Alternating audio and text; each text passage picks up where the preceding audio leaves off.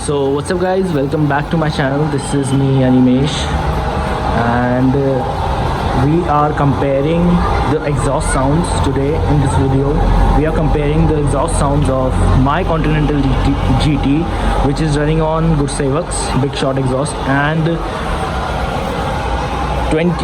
another Continental GT with the MOTO slip-on exhaust. Obviously mine ones are more bassier, but you'll get the idea how it sounds.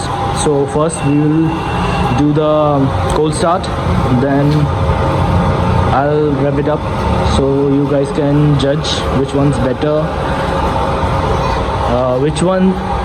what is the difference between these two exhausts. So let's start. So first, my GT.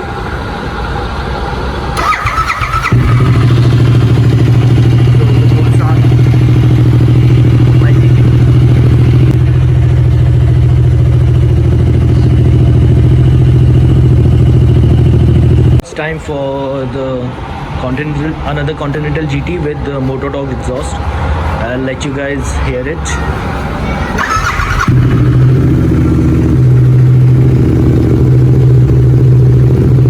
This is the cold start of both bikes. So I'm gonna rev them both so you can compare which one sounds better.